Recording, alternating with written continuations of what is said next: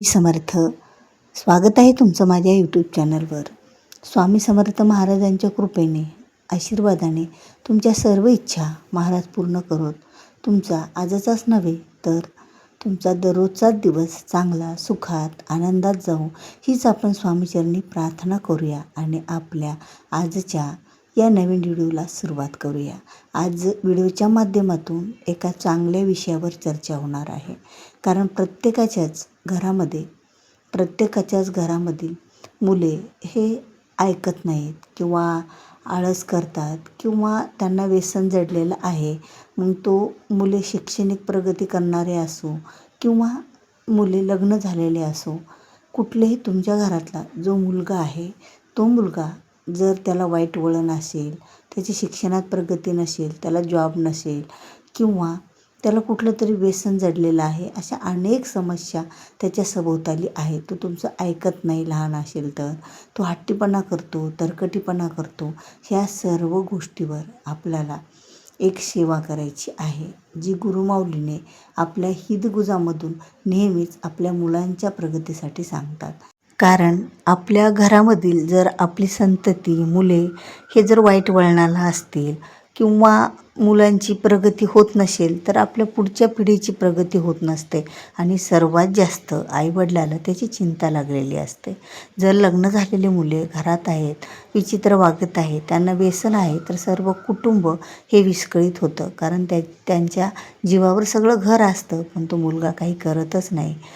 त्याला वाईट सवयी जडलेल्या असल्याकारणाने त्याचं घराच्या प्रगतीकडे लक्ष नसतं आणि याची चिंता सर्व कुटुंबाला लागलेली असते. किंवा मुले शिक्षण घेत आहेत पण त्या शिक्षणात प्रगती होत नाही, वारंवार पेपर देऊनसुद्धा रिझल्ट येत नाही किंवा त्यांना कुठेतरी जॉब लवकर लागत नाही. खूप पदवी हातात आहे, शिक्षण क्षेत्रात चांगली प्रगती केली पण जॉबच नाही आहे, तर त्याचा काय अर्थ असंही वाटायला लागतं. किंवा व्यवसाय असेल तर चालत नाही. म्हणजे अनेक अशा ज्या समस्या आहेत, मुले हट्टीपणा करणे, चिडचिड करणे, मग ते लहानापासून तर लग्न झालेल्या सर्वच मुलांपर्यंत ज्या समस्या असतील त्या समस्यांचं निवारण ह्या एका सेवेतून होत असतं. आणि ही जी सेवा आहे ना, ती फक्त आठवड्यातून एकच दिवस करायची आहे. कलियुगात सर्वात जास्त आपल्या मुलांच्या प्रगतीसाठीची ही पॉवरफुल सेवा आहे. आठवड्यातून फक्त एक दिवसाचंच हे वाचन आहे, ही सेवा आहे. मात्र मुलांचा सर्व बाजूनी ही निश्चितच विकास होत असतो. ही सेवा एवढी महत्त्वाची आहे, जशी आपण आपल्या कुलदेवीची सेवा केली तर कुलदेवी आपल्या घराचं, आपल्या कुटुंबाचं संरक्षण करते. आणि त्याचबरोबर आपले जे कुलदैवत असतात, आता कुलदेवतापैकी म्हटलं तर खंडोबा, ज्योतिबा हे आपले कुलदैवत आहेत. तर आपल्याला या कलियुगातली जी सर्वात जास्त पॉवरफुल सेवा आहे, जी आपल्या मुलांच्या प्रगतीसाठी करायची आहे. कारण मुलांची प्रगती होणे घरात खूप महत्त्वाचे मानले जाते. तर त्या प्रगतीसाठी आपल्याला नेहमीच वारंवार सांगत असतात. जर लहान मुले असतील तर त्यांना संस्कार लावा, त्यांना बालसंस्कार त्यांच्या मनावर जडवा, ह्या गोष्टी ते सांगत असतात. पण एकदा का मुले मोठे झाले तर आपण त्यांना बदलू शकत नाहीत, घडवू शकत नाहीत.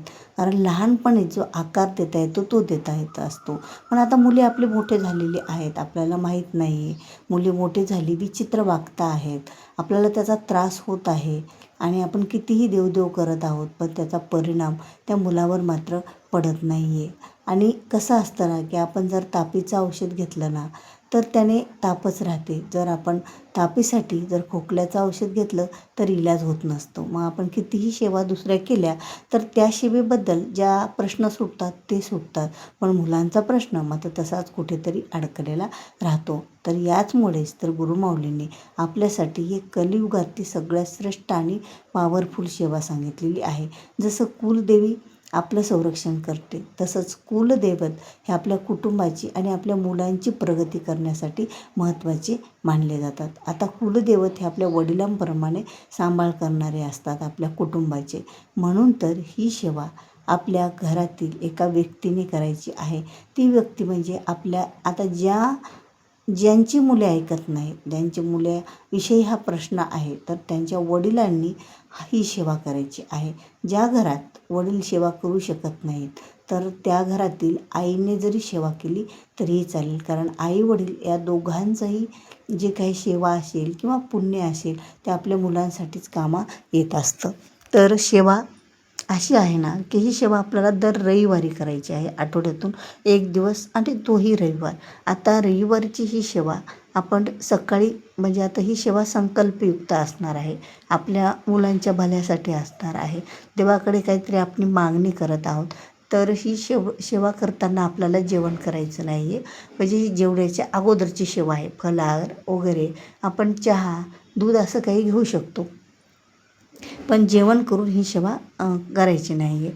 तर ही सेवा आहे आपल्याला मल्हारी सप्तशती, हे जो 700 श्लोकी ग्रंथ आहे, त्या 700 श्लोकी ग्रंथाचं मल्हारी सप्तशतीचं एकाच जागेवर बसून वाचन करायचं. त्यामध्ये पूर्ण 14 अध्याय आहेत. त्या 14 अध्यायाचं वाचन, आता हा जो ग्रंथ वाचण्यासाठी 1 ते 1.5 तास लागतो आपल्याला, आणि तो ग्रंथ आपल्याला वाचन करायचं आहे बसून दर रविवारी. आता असे किती रविवार करायचे आहेत, तर तसे 11 रविवार वाचन करायचं आहे आणि 11च रविवार उपवास पकडायचा आहे.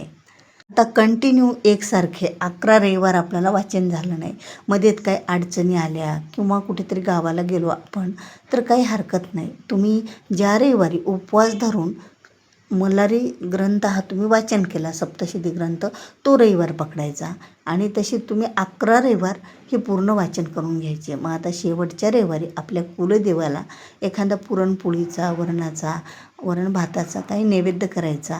आरती स्वामी समर्थ महाराजांची देवघरातली करून घ्यायची आणि आपल्या सर्व कुटुंबांनी तो नैवेद्याचा प्रसाद आपल्या सर्व कुटुंबांनी खायचा असतो. बाकी कुठलंही काही याला अवघड नाही. जर तुम्हाला शेवटच्या रविवारी नाही स्वयंपाक करणं झाला किंवा काही हरकत नाही, तुम्ही काहीतरी खडीसाखर पेढ्याचा नैवेद्य दाखवून तोही आपण सर्वजण मिळून खाऊ शकतो. पण 11 रविवार उपवास आणि 11 रविवार आपल्याला हे मल्हारी सप्तशती हा जो 700 श्लोकी ग्रंथ आहे तो वाचन करायचा आहे. त्यामध्ये सर्व माहिती त्या ग्रंथामध्ये दिलेली आहे की तो ग्रंथ कसा वाचावा, काय करावं, हे पहिल्या पानावरच असतं. उघडून आपल्याला ते 14 अध्याय आहेत ते वाचन एकाच जागेवर बसून करायचं आहे. कारण 700 श्लोकी ग्रंथ जर वाचन करत असाल तर ते कधीही एकाच जागेवर बसून करावा. त्या पोथीला पहिल्या अध्यायापासून ते 14 अध्याय होईपर्यंत आपल्याला उठायचं नसतं. तसे आपण दुर्गा सप्तशती ग्रंथ वाचतो त्याचप्रमाणे फक्त हा ग्रंथ आठवड्यातून एकदा वाचायचा आहे आपल्या मुलांच्या भविष्यासाठी. खरंच आपल्या मुलांचं भविष्य या पोथी वाचण्यामुळे, बघा, मल्हारी सप्तशती हा ग्रंथ साधासुद्धा नसून मल्हारी देव हे महादेवाचा अवतार आहेत आणि महादेव देव हे आपल्या सर्वांचं संरक्षण आणि आपली प्रगती करणारे देवता आहेत. म्हणून तर गुरुमाऊलींनी आपल्याला या सेवेबद्दल माहिती दिलेली आहे. जर आपण ही सेवा आपल्या घरात चालू केली ना, तेव्हापासूनच तुम्हाला तुमच्या मुलांच्या बाबतीत प्रगती झालेली दिसेल. मग ते शैक्षणिक क्षेत्र असतो किंवा दुसरं व्यसनाचा असो किंवा कुठल्याही काही गोष्टीचा असो, ते तुम्ही मल्हारी देवाला प्रार्थना करा की माझ्या मुलांचं असं कुठली तुमची जी समस्या असेल ती सांगा, त्याचं निवारण करा, त्याची प्रगती होऊ द्या किंवा त्याला चांगलं त्याच्या भविष्यात घडू द्या, त्याला जॉब लागू द्या. जे काही असेल तुमचं ते तुम्ही सांगायचं आहे देवांना आणि सुरुवात करायची आहे 11 रविवार उपवासाने. 11 रविवार मल्हारी सप्तशती ग्रंथ हे जर आपण वाचन केला तर निश्चितच आपल्या मुलांची सर्व बाजूनी प्रगती झाल्याशिवाय राहणार नाही, विकास झाल्याशिवाय राहणार नाही. तर हा व्हिडिओ तुम्हाला आवडला असेल आणि तुम्ही जर माझ्या चॅनलवर नवीन आहात, अद्याप सबस्क्राईब केलेलं नसेल तर चॅनलला सबस्क्राईब करायला विसरू नका. कारण जेव्हा केव्हा अशी महत्त्वाची माहितीपूर्ण व्हिडिओ मी माझ्या चॅनलवर अपलोड करते त्याचं नोटिफिकेशन तुम्हाला अगोदर मिळेल आणि तुम्ही माझा एकही व्हिडिओ हा मिस करणार नाही आहेत. आणि तुम्हाला हा व्हिडिओ आवडला असेल तर तुमच्या आजूबाजूच्या गरजू लोकांपर्यंत हा व्हिडिओ तुम्ही शेअर करा, नातेवाईकामध्ये, मित्र परिवारामध्ये, म्हणजे त्यांनासुद्धा ही गोष्ट माहिती होईल. तर व्हिडिओ आवडला असेल तर लाईक करा. भेटूया असाच एक नवीन महत्त्वाचा माहितीपूर्ण व्हिडिओ घेऊन. तोपर्यंत सर्वांना श्री स्वामी समर्थ.